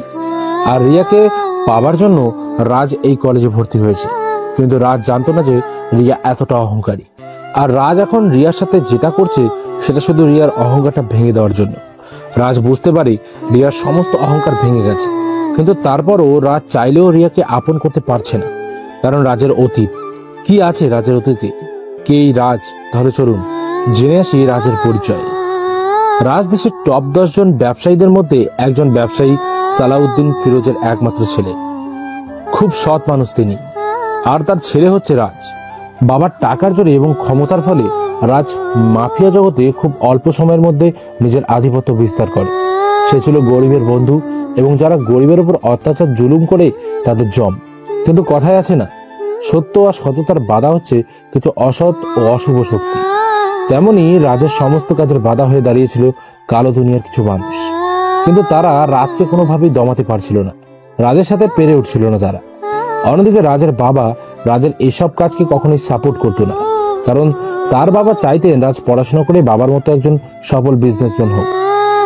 তাই তার বাবা তাকে সবসময় এ নিয়ে অনেক বোঝাতেন আর বকাঝকাও করতেন। কিন্তু রাজের একটাই কথা, সে এসব কাজ কখনোই ছাড়তে পারবে না। এভাবেই চলছিল তাদের জীবন। কিন্তু হঠাৎ, ভাইয়া ভাইয়া ওঠ বলছি, ওঠ ভাইয়া, মা রাখছে তোকে, ওঠ তাড়াতাড়ি। রাজ ঘুমের মধ্যে হাই দিতে দিতে মায়াকে বলে, এই তুই যা তো এখান থেকে, একটু ঘুমাতে দে। মা তোমার ছেলে, ওঠ। মায়া আর কিছু বলার আগেই রাজ মায়ের মুখ চেপে ধরে। কিছু সময় পর রাজ মায়ের মুখ ছেড়ে দেয়। মায়া ছাড়া পেয়ে বড় একটা নিঃশ্বাস নিয়ে রাজকে উদুম কালানি শুরু করে। আরে ওই পেতনি থাম, এত মারছিস কেন আমায়? আরে শান্তু, কেন? আপনি জানেন না আপনাকে কেন মারছি? তুই আমার মুখ চেপে দৌড়লি কেন কুত্তা? বলে আবার মারতে শুরু করলাম ভাইয়াকে। বোন থাম থাম, আর মানিস না আমায়। আজ তোকে অনেকগুলো চকলেট কিনে দেব, কেমন? আমি জানি আমার বোনটা চকলেট খুব পছন্দ করে, তাই থিওরিটা ইউজ করলাম। তার মানে আমার ভাই জানে যে আমি চকলেট খুব পছন্দ করি, আর তাই আমাকে চকলেটের লোভ দেখে বেঁচে যেতে চাইছে। এই যা, ডাইনিটা বুঝে ফেলেছে যে আমি ওর থেকে বাঁচার জন্য ওকে চকলেটের লোভ দেখাচ্ছি। যাক, আজকের মতো মাফ করে দিলাম, কিন্তু যদি আমার চকলেট না পাই তাহলে? আমি মায়ার গাল টেনে দিয়ে বললাম, আনবো। এখন যা, একটু ঘুমাতে দে বইন। তার মানে তুই উঠবি না? না, ঘুম পাচ্ছে। বলেই রাজ আবার ঘুমিয়ে পড়ে। রাজ ভেবেছে মায়া হয়তো চলে গেছে, কিন্তু না। কিছু সময় পর রাজ বিছানা থেকে লাফ দিয়ে উঠে বসে। সে পাশে তাকিয়ে দেখে মায়া একটা বালতি নিয়ে দাঁড়িয়ে আছে। আসলে মায়া রাজের গায়ে পানি ঢেলে দিয়েছে। রাজ মায়ার দিকে রাগি চোখে তাকায়। মায়া একটা ভেঙচি কেটে দৌড়ে চলে যায়। রাজ বেচারা আর কি বা করবে, একমাত্র বোন একটু তো দুষ্টুমি করবেই। তাই সে আর কিছু না ভেবে ফ্রেশ হয়ে নেয় আর নিচে চলে যায় নাস্তা করতে। নাস্তা করে মায়াকে নিয়ে বেরিয়ে পড়ে কলেজের উদ্দেশ্যে। মায়া আর রাজ একই কলেজে পড়ে। রাজ মায়াকে ক্লাসে রেখে নিজের ক্লাসে চলে যায়। রাজ ক্লাস করছিল, হঠাৎ তার চোখ পড়ে মাঠের মাঝে। সে দেখতে পায় কলেজের বাইরে কিছু ছেলেরা মিলে মায়াকে ডিস্টার্ব করছে। এটা দেখে রাজের মাথা পুরো বিগড়ে যায়। রাজ সেখানে যায়, গিয়ে বলে, এই এখানে কি হচ্ছে? একটা ছেলে বলে ওঠে, এই বেটা, তা কি তোকে কৈফিয়ত দিতে হবে নাকি? বোনটা যেহেতু আমার, সেহেতু আমাকেই বলতে হবে। ও, তার মানে তুই ওর ভাই? তো শালা বাবু, তোমার বোনকে আমার কাছে দিয়ে দাও না, আমি একটু দেখি। এটা শুনে রাজার মাথায় রক্ত উঠে গেল। তারপরও রাজ মায়ার হাত ধরে বলল, বোন চল বাড়ি চলে যাই। এটা বলে আমি মায়াকে নিয়ে হাঁটা ধরলাম, কিন্তু সেই ছেলেগুলোর মধ্যে একজন মায়ার হাত ধরে রেখেছে। এটা দেখে নিজেকে আর কন্ট্রোল করতে পারলাম না। আমি জানি ভাইয়া কেমন, সে চেয়েছিল কোনো ঝামেলায় না জড়াতে, তাই সে আমাকে নিয়ে চলে যেতে চেয়েছিল। কিন্তু এই ছেলেগুলো এবার আমার হাত ধরেছে, ভুল করেছে, এতে ওদের মৃত্যু নিশ্চিত। আমি ছেলেটার বুক বরাবর একটা লাথি মারলাম। ছেলেটা কিছুটা দূরে গিয়ে ছিটকে পড়ল। ছেলেটা আবার সোজা হয়ে দাঁড়িয়ে বলল, তুই সব থেকে বড় ভুল করেছিস আমাকে মেরে। এবার তোকে যে এর ফল ভোগ করতেই হবে। এই তোরা দাঁড়িয়ে দাঁড়িয়ে কি দেখেছিস? মার ওকে। সঙ্গে সঙ্গে সবাই আমাকে মারার জন্য এগিয়ে এলে সবাইকে এলোপাতাড়ি মারতে শুরু করলাম। কিছু সময়ের মধ্যে কলেজটা একদম নিস্তব্ধ হয়ে গেছে, কারণ আমার লোকজনও কলেজে চলে এসেছে আর আমার লোকেরা ওদের সবাইকে মেরে ফেলেছে, শুধু সেই লিডার ছেলেটা ছাড়া।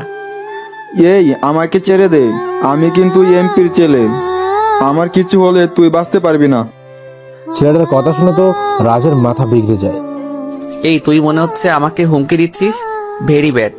আমাকে কেউ হুমকি দিলে আমি তাকে কখনোই ছেড়ে কথা বলি না, এটা আমার পার্সোনালিটি। এটা বলে রাজ পাশে পড়ে থাকা একটা রড দিয়ে ছেলেটার মাথায় একটা বাড়ি মারে। ছেলেটার মাথা ফেটে রক্ত পড়তে থাকে। ছেলেটা ব্যথায় চিৎকার করছে। কর কর, চিৎকার কর, দেখি আমি তোর গলায় কত জোর আছে। জানোয়ারের বাচ্চা, এত সময় কি যেন বলছিলি? আমি বাঁচতে পারবো না, এবার তোকে কে বাঁচাবে? তবে মরার আগে আমার পরিচয়টা জেনে মর, তাহলে মরার আগে অন্তত জানতে পারবি যে কে তোকে মেরেছে। আমি DK Raj, the gangster of king. ছেলেটা রাজের মুখে এমন কথা শুনে চোখ বড় বড় হয়ে যায়, আর ছেলেটা সেখানে শেষ নিঃশ্বাস ত্যাগ করে। রাজ কলেজের সবার উদ্দেশ্যে বলে ওঠে, সবাই কান খুলে শুনে রাখ, মায়া আমার একমাত্র বোন। ওর দিকে যদি কেউ খারাপ নজরে তাকিয়েছো বা ওর কোনো ক্ষতি করার চেষ্টা করেছো, তাহলে তার অবস্থাও ঠিক এদের মতোই হবে। It's that clear? এটা বলে রাজ মায়াকে নিয়ে কলেজ থেকে বেরিয়ে যায়। কিন্তু বাড়িতে যাবার পর রাজ দেখতে পায় তার বাবা ড্রয়িং রুমে বসে আছে।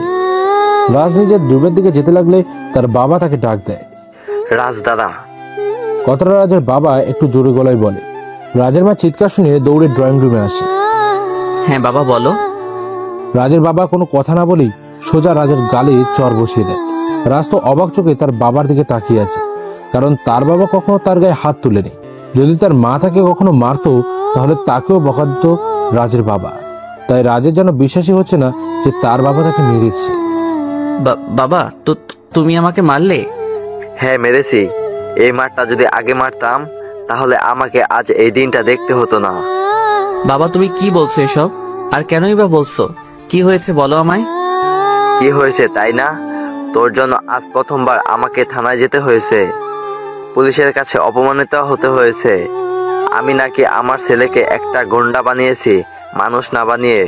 ছোটবেলা থেকে তোর কোনো চাওয়া পাওয়া অপূর্ণ রাখিনি আমি। যখন যেটা চেয়েছিস এনে দিয়েছি, কিন্তু আমি তোর কাছে কি চেয়েছিলাম? শুধু চেয়েছিলাম তুই উচ্চ শিক্ষায় শিক্ষিত হয়ে আমাদের মুখ উজ্জ্বল করবি, আমাদের ব্যবসার হাল ধরবি। কিন্তু না, হয়েছিস গুন্ডা মাস্তান আর একটা খুনি।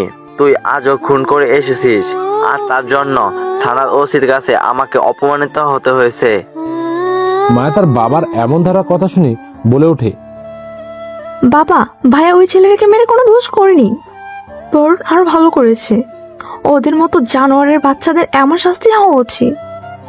চুপ কর বেদব মেয়ে। বেদব আমাকে জ্ঞান দিচ্ছে। তোর জন্য আমার মেয়েটা নষ্ট হতে বসেছে। বেরিয়ে যা এই বাড়ি থেকে, বেরিয়ে যা। রাজের বাবার এমন কথা শুনে সবাই অবাক হয়ে তাকিয়ে আছে তার দিকে। রাজ তো অসহায় দৃষ্টিতে তাকিয়ে আছে তার বাবার দিকে। কি বলছো কি তুমি এসব? ও কোথায় যাবে? আমি আমার ছেলেকে কোথাও যেতে দিব না। আমার ছেলে এই বাড়িতেই থাকবে। ভাইয়া কোথাও যাবে না, ভাইকে ছাড়া থাকতে পারবো না বাবা, প্লিজ বাবা। মায়া আর কিছু বলতে পারছে না, কান্না করতে করতে হেঁচকি উঠে গেছে। ও এই বাড়িতে থাকলে তোমরা সবাই আমার মরা মুখ দেখবে। এখন বলো তোমরা কোনটা চাও? ও এই বাড়ি থেকে চলে যাক, না আমার মরা মুখ দেখতে চাও? না বাবা না, তোমাকে মরতে হবে না, আমি বরং বাসা ছেড়ে চলে যাচ্ছি। তুই বাড়ি ছেড়ে চলে যাবি মানে? কোথায় যাবি তুই? তোকে কোথাও যেতে হবে না। ভাইয়া তুই কোথাও যাস না ভাইয়া, তুই চলে গেলে আমি একা হয়ে যাবো ভাইয়া, আমি থাকতে পারবো না ভাইয়া তোকে ছাড়া। না রে বোন, আমাকে যে যেতেই হবে। হ্যাঁ রে বাবা ঠিকই বলেছে, আমি নষ্ট হয়ে গেছি। আমি এই বাড়িতে থাকলে তুইও নষ্ট হয়ে যাবি। আমি চলে যাচ্ছি রে বোন, তুই ভালো থাকিস আর ভালোভাবে পড়াশোনা করিস। বাবা মার কথা সবসময় শুনবি, আমার মতো তাদের কথার অবাধ্য হোস না রে। যেদিন মানুষের মতো মানুষ হতে পারবো সেদিনই এই বাড়িতে আসবো, তার আগে না, কারণ তাহলে আমার জন্য বাবাকে আর অপমানিত হতে হবে না। রাজের কথাগুলো শুনে তার বাবার বুকটা কষ্টে ফেরে যাচ্ছে, কিন্তু কিছু বলতে পারছে না, কারণ সে জানে আজ যদি সে রাজকে বাধা না দেয় তাহলে রাজ আর কোনোদিনও মানুষ হবে না। রাজ এবার তার মায়ের কাছে যায়। মা আমি চলে যাচ্ছি, মা তুমি ভালো থেকো আর নিজের যত্ন নিও। আমাকে নিয়ে ভেবো না মা, আমি মানুষের মতো মানুষ হয়েই তোমাদের কাছে ফিরে আসবো। এটা বলে রাজ সেদিনই বাড়ি ছেড়েছিল আর আজও বাড়ি ফিরেনি। রাজ বাড়ি থেকে বের হয়ে রাস্তা দিয়ে হাঁটছিল, তখনই তার চোখ পড়ে কিছু দূরে একজন পরীর ওপর। সে দেখে তাদের মধ্যে একজন খুবই সুন্দর। রাজ প্রথম দেখায় মেয়েটাকে পছন্দ করে ফেলে। সে তার লোক দিয়ে খোঁজ লাগায় আর পরে মেয়েটা যে কলেজে পড়ে সেই কলেজে সেও ভর্তি হয়, আর সেই মেয়েটাই হচ্ছে রিয়া।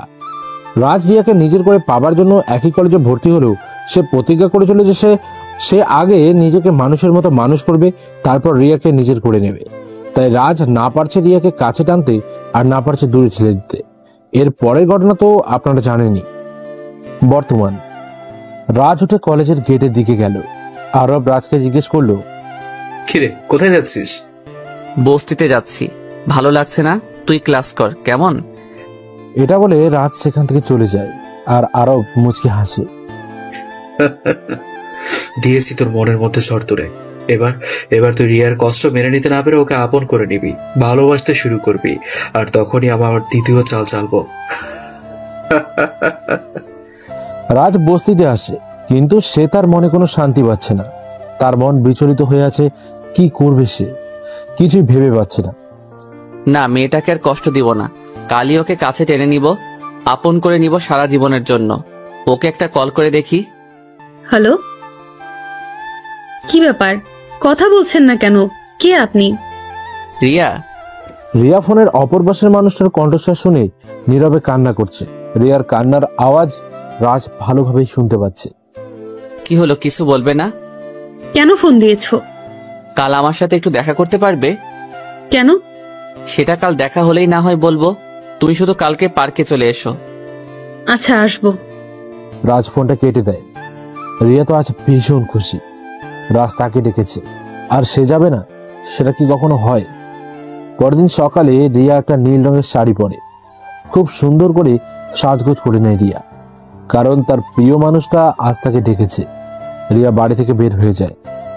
অন্যদিকে রাজ পার্কে অপেক্ষা করছে রিয়ার জন্য, কিন্তু প্রায় 2 ঘন্টা হয়ে গেছে, কিন্তু রিয়ার আসার কোনো নামগন্ধই নেই। রাজ আরো কিছু সময় বসে থাকে রিয়ার জন্য, কিন্তু রিয়া আসে না। তাই রাজ নিরাশ হয়ে বাসার উদ্দেশ্যে রওনা দেয়। রাজ ভেবে নেয় রিয়া হয়তো এবার তার সাথে ছলনা করছে। রাজ রাস্তার এক পাশ থেকে হেঁটে চলেছে। হঠাৎ রাস্তার পাশে থাকা একটা দোকানে তার চোখ আটকে যায়। দোকানের টিভিতে নিউজ দেখে রাজের পায়ের রক্ত মাথায় উঠে যায়। নিউজটা ছিল এমন, থানার ওসির মেয়েকে আজ সকালে কে বা কারা যেন কিডন্যাপ করে নিয়ে গেছে। এটা দেখে রাজের শরীর থরথর করে কাঁপছে। সে সঙ্গে সঙ্গে শিমুলকে ফোন দিল। হ্যাঁ ভাই বলুন। সবাইকে রেডি হতে বলো। কেন ভাই, কি হয়েছে? রিয়াকে কারা যেন কিডন্যাপ করে নিয়ে গেছে। এ আপনি কি বলছেন ভাই? হ্যাঁ আমি ঠিকই বলছি, আর শোনো। তারপর রাজ শিমুলকে সবকিছু বুঝিয়ে বলে কিভাবে কি করতে হবে। শিমুলও সেই অনুযায়ী কাজ করতে থাকে। রাজ বস্তিতে না গিয়ে রিয়ার ফোনের লোকেশন চেক করে। কিন্তু রিয়ার ফোনের লোকেশন দেখে তো রাজের চোখ কপালে উঠে যায়, কারণ রিয়ার ফোনের লাস্ট লোকেশন ছিল পার্কের গেটের কাছে। রাজ সেই লোকেশনের মতো যেতে থাকে, কিন্তু সেখানে গিয়ে কাউকে দেখতে পায় না। এরপর রাজ সেখানে কিছু সময় দাঁড়িয়ে থাকে, কি করবে ভেবে পাচ্ছে না। হঠাৎ তার চোখে পড়ে সেখানে থাকা একটা দোকানের সিসিটিভি ক্যামেরার দিকে। সে সেই দোকানে গিয়ে সিসিটিভি ক্যামেরার ফুটেজ চেক করে দেখতে পায় কিছু লোক রিয়াকে অজ্ঞান করে গাড়িতে করে তুলে নিয়ে গেছে। কিন্তু অবাক করার বিষয় হলো গাড়িতে কোনো নাম্বার প্লেট ছিল না। এখন রাজ ভেবে পাচ্ছে না কিভাবে কোথা থেকে শুরু করবে। গাড়ির নাম্বার থাকলে গাড়ির মালিককে সেটা তা জানাতে পারত, কিন্তু এখন কি করবে সে ভেবে পাচ্ছে না রাজ। হঠাৎ তার মনে পড়ে যে সে মেয়েটাকে উদ্ধার করেছিল, সেই মেয়েটার কথা। সে সঙ্গে সঙ্গে সেই মেয়েটির বাড়ির উদ্দেশ্যে রওনা দেয়। কিন্তু সেখানে গিয়ে সে যেটা দেখতে পায় তাতে তো তার মাথায় আকাশ ভেঙে পড়ার মতো অবস্থা, কারণ সেই মেয়েটা আর তার বাবাকে কারা যেন মেরে ফেলে রেখে চলে গেছে। গলায় ছুরি চালিয়ে মেরে দিয়েছে ওদের। রাজ সেখান থেকে নিরাশ হয়ে চলে আসে। অন্যদিকে রিয়া পিটপিট করে চোখ খুলে সে দেখতে পায় সে একটা অন্ধকার রুমের মধ্যে আছে, কিন্তু রুমের মধ্যে অন্য কেউই নেই। রিয়া ভয়ে কুঁকড়ে যাচ্ছে। হঠাৎ তার রাজের কথা মনে পড়ে। আজ তার রাজের সাথে দেখা করার কথা ছিল, কিন্তু কি থেকে কি হয়ে গেল সব। কারা ওকে এইভাবে তুলে আনলো সেটাই সে বুঝতে পারছে না। রিয়ার চোখ দুটো ভিজে আসছে এইভাবে যে রাজ তাকে নিয়ে কি ভাবছে। এখন রিয়ার খুব কান্না পাচ্ছিল। রাজ বস্তিতে ফিরে যায়। সে ঘরের ভেতরে ঢুকে দেখতে পায় তার বিছানার ওপর একটা ল্যাপটপ রাখা, কিন্তু সে বুঝতে পারছে না কে রেখেছে এটা। রাজ হঠাৎ আরবকে ডাকতে থাকে, আরব, এই আরব, কোথায় তুই? রাজ শুনতে পায় ওয়াশরুম থেকে পানির আওয়াজ আসছে। কিছু সময় পর আরব ওয়াশরুম থেকে বেরিয়ে আসে। রাজ আরবকে জিজ্ঞেস করে, কিরে, এই ল্যাপটপ কার? সেটা আমি কি করে বলবো? তোর বিছানার উপর রাখা, আমি তো ভেবে নিচ্ছি ওটা তোর। এটা বলে আরব মনে মনে একটা শয়তানি হাসি দেয়। তোর কি মাথা ঠিক আছে? এত দামি জিনিস আমি কোথা থেকে পাবো? সেটা আমি কি জানি, তোর বিছানার উপর তুই জানিস। বলেই আরব বাইরে বেরিয়ে যায়। তুই ভাবতেও পারবি না রাজ, কি হতে চলেছে তোর সাথে। তুই আমার কাছে বাধা দিয়েছিস, তোর জন্য আমার কোটি কোটি টাকা লোকসান হয়েছে। এর সত্য আমি তুলবই, কিন্তু রিয়া মেয়েটা নিজেই নিজের বিপদ থেকে এনেছে। শুধু একটাই কারণ, সে তোর সাথে নিজের জীবন জড়িয়েছে। আর তোর জীবনের একমাত্র দুর্বলতা হচ্ছে রিয়া, তাই তো ওকে আমি দাবার গুটি বাড়িয়েছি। রাজ ল্যাপটপটা ওপেন করতে একটা ভিডিও দেখতে পায়। ভিডিওতে একজন লোক কথা বলছে। লোকটার মুখ দেখা যাচ্ছে না, কিন্তু রাজ খুব ভালো করে বুঝতে পারছে যে এটা সেই লোক যে রিয়াকে কিডন্যাপ করেছে, কারণ লোকটার কথা শুনেই তা বোঝা যাচ্ছিল। কথাগুলো ছিল এমন, হাই মিস্টার ডিকে, কি ভাবছো আমি তোমার ছদ্মনাম কিভাবে জানলাম? খুব ইন্টারেস্টিং তাই না? আচ্ছা, এসব কথা বাদেই, কিন্তু আসল কথা যেটা, তোমার খুব কাছের একজন, খুবই প্রিয়, তোমার প্রিয়সী রিয়া এখন আমার কাছে। রেগে যাচ্ছ? রেগে যাওয়ারই স্বাভাবিক ব্যাপার। আবার ওর আগুনে ছিল যখন তুই আমার কাছে নাক গলিয়েছিলি। আমার সমস্ত ধান্দা তুই বাম হাত দিয়েছিস, তাই তো তুই সব থেকে দুর্বলতাকে আমার কবজায় করেছি। ভাবিস না আমি কিছুই করবো না ওকে, কিন্তু ওর জন্য বিদেশি বড় পার্টি আছে। ওকে আমি বিদেশে পাচার করে দেব অন্য সব মেয়েদের সাথে, তারপর ওর সাথে। লোকটা অট্ট হাসি হাসতে থাকে, আর ভিডিওটা সেখানেই শেষ হয়ে যায়। আর রাজের শরীরে রাগে থরথর করে কাঁপছে। তখন রাজের ফোনে একটা কল আসে। রাজ দেখলো শিমুল কল করেছে। হ্যাঁ শিমুল, বল। ভাই, ওই গাড়িটার সন্ধান পাওয়া গেছে। কোথায় আছে গাড়িটা? ভাই, গাড়িটার আশেপাশে একটা জঙ্গলে পড়ে আছে, কিন্তু গভীর ভিতরে আমরা একটা কার্ড পেয়েছি, আর সেই কার্ডটা সাওয়াত হোসেনের। হোয়াট? কি বলছিস তুই? সাকাওয়াত হোসেনের? তাকে তো আমি কবে শেষ করে দিয়েছি। জানি না ভাই, আমি যেটা জানি সেটা আপনাকে বললাম, এর বেশি আমি কিছুই জানতে পারিনি এখনো। আচ্ছা ঠিক আছে। এটা বলে রাজ ফোন কেটে দিল। মাথায় কাজ করছে না। কে হতে পারে যে সাকাওয়াত হোসেনের গাড়ি দিয়ে এসব কাজ করছে? তাহলে কি সাকাওয়াত হোসেন একটা চুনোপুটি? কে আছে এসবের পিছনে? মাথাটা ফেটে যাবে মনে হচ্ছে। কিছুই ঢুকছে না মাথায়। না, আর ভাবতে পারছি না আমি। একে তো এই ভিডিও, অন্যদিকে নতুন নতুন লোক সামনে আসছে। কি হচ্ছে এসব? কতগুলো প্রশ্ন, কিন্তু উত্তর একটাও নেই। রিয়াকে কে কিডন্যাপ করেছে সেটা বুঝতে পারছি না। কোথা থেকে শুরু করব? কিভাবে শুরু করব? না, কিছু তো আমাকে করতেই হবে। রাজ সঙ্গে সঙ্গে বাইরে বেরিয়ে যায়। তারপর সে প্রথমে রিয়াদের বাড়িতে যায়। সেখানে যাওয়ার পর সে দেখতে পায় রিয়ার বাবা চেয়ারে হেলান দিয়ে বসে আছে। রাজ ধীরে ধীরে তাদের কাছে যায়। রিয়ার বাবা রাজকে দেখে বলে, বাবা তুমি এসেছো। বাবা দয়া করে আমার মেয়েটাকে আমার কাছে এনে দাও প্লিজ বাবা। সারা জীবন মানুষের সেবা করে এসেছি আইনের মাধ্যমে, কিন্তু আজ নিজের মেয়েকেই বাঁচাতে পারছি না। প্লিজ বাবা দয়া করে আমার মেয়েটাকে তুমি আমার কাছে এনে দাও। আমি জানি ও তোমাকে ভালোবাসে, আর আমার ধারণা যদি ভুল না হয় তাহলে তুমিও ওকে ভালোবাসো। আমার মেয়ে হিসাবে না হোক, তোমার ভালোবাসার মানুষটাকে অন্তত খুঁজে বের করো আর শেষ করে দাও এই দুষ্কৃতী চক্রটাকে। পারবে না বাবা? আমি জানি তুমি পারবে। রাজ শুধু দাঁড়িয়ে দাঁড়িয়ে রিয়ার বাবার কথা শুনছে, কিন্তু কিছু বলছে না। এবার রিয়ার বাবা রাজের পা ধরতে উদ্যত হলে রাজ সাথে সাথে তাকে ধরে ফেলে। আঙ্কেল, এ কি করছেন আপনি? এতটা অপরাধী আমায় করবেন না, তাহলে যে আমি নিজেকে কখনো ক্ষমা করতে পারবো না। প্লিজ বাবা, আমার মেয়েটা ছাড়া আমার আর কেউ নেই। তুমি শুধু ওকে খুঁজে বের করো আর ধ্বংস করে দাও দুষ্ট লোকদের আড্ডা। রাজ কিছু না বলে সেখান থেকে বেরিয়ে চলে যায়। উদ্দেশ্য বস্তি। ঘরে গিয়ে রাজ বসে আছে, ভাবছে কোথা থেকে শুরু করবে। হঠাৎ তার মনে পড়লো ভিডিওটার কথা। সঙ্গে সঙ্গে সে ভিডিওটা চালু করে আবারও দেখতে থাকলো এবং এবার একটু আওয়াজ বাড়িয়ে দিয়ে শুনতে লাগলো। ভিডিওতে কথা বলছে, কিন্তু পেছনে ঝর্ণার আওয়াজ আসছে এবং সাথে ট্রেন চলার শব্দ। আমি সঙ্গে সঙ্গে শিমুলকে ফোন দিলাম। শিমুল ফোন রিসিভ করার পর, হ্যাঁ ভাই, কেমন আছেন আপনি? আমি ভালো আছি। যেটা বলার জন্য ফোন দিয়েছি শোনো। জি ভাই বলেন। এমন কোনো জায়গা আছে যেখানে পুরনো পরিত্যক্ত ঘর আছে আর সেই ঘরের আশেপাশে ঝর্ণার আওয়াজ আসে এবং ট্রেন যাতায়াত করে? ভাই একটা জায়গা আছে। কোথায়, তাড়াতাড়ি বলো। এই সে জায়গা ভাই। ওকে, আমি সেখানে যাচ্ছি। আর শোন, তুই আমাকে ফলো করে সেখান পর্যন্ত চলে আয়। ওকে ভাই, আমি আসছি। রাজ বেরিয়ে পড়ে গন্তব্যের উদ্দেশ্যে, কিন্তু সেখানে গিয়ে সে দেখতে পায় অনেক গার্ড বাইরে দাঁড়িয়ে পাহারা দিচ্ছে। কিন্তু রাজ তো ভেতরে যাবেই। তার লক্ষ্য যে তাকে ভেদ করতেই হবে। রাজ আর কিছু না ভেবে সামনের দিকে এগোতে থাকে। রাজ দরজার সামনে যেতেই একজন গার্ড এসে বাধা দিলে রাজ গার্ডটাকে ঘাড় মটকে ফেলে। তা দেখে অন্য গার্ডগুলো রাজের দিকে এগিয়ে আসে রাজকে মারার জন্য। রাজও তৈরি করে নেয় নিজেকে। লোকগুলো রাজকে মারতে আসলে রাজ তাদের এলোপাথারি মারতে শুরু করে, কিন্তু একা এতগুলো লোকের সাথে পেরে ওঠা তো খুবই মুশকিল। তারপরও রাজ যতটা পারছে নিজেকে রক্ষা করে যাচ্ছে। হঠাৎ শিমুলও সবাইকে নিয়ে সেখান থেকে চলে আসে। শিমুলকে দেখে রাজ যেন রক্তচোষা হয়ে উঠেছে। সবাইকে মারতে মারতে দরজা পেরিয়ে ভেতরের দিকে এগোতে থাকে। হঠাৎ রাজের মাথায় কেউ একজন ভারী কিছু দিয়ে জোরে আঘাত করে। সঙ্গে সঙ্গে রাজের মাথা ফেটে রক্ত পড়তে শুরু করে। কি আঘাত করলো সেটা দেখার জন্য রাজ পেছনে ঘুরতেই রাজের চোখ কপালে উঠে গেল, কারণ রাজের পেছনে রাকিব দাঁড়িয়ে আছে, আর সাথে বিধান আর বিশাল। তোরা এখানে কেন?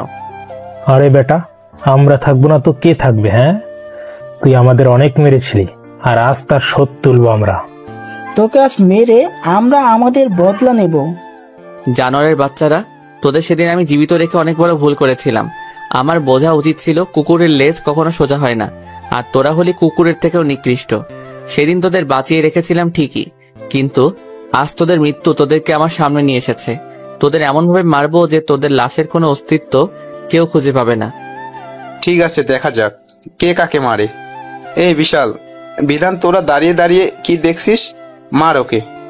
তিনজনে মিলে রাজের দিকে এগিয়ে আসলো মারার জন্য। রাজকে আঘাত করতে যাবে তার আগেই শিমুল পেছন থেকে রাকিবের পায়ে একটা গুলি করলো। রাকিব সাথে সাথে মাটিতে বসে পড়ল। এটা দেখে বিধান আর বিশাল পালিয়ে যেতে লাগলে রাজের লোকেরা ওদের ধরে রাজের কাছে নিয়ে আসে। এই শিমুল, হকিটা দে। শিমুল রাজের কাছে হকিটা এগিয়ে দেয়। রাজ একটা চেয়ার টেনে ওদের সামনে বসে, তারপর জিজ্ঞেস করে,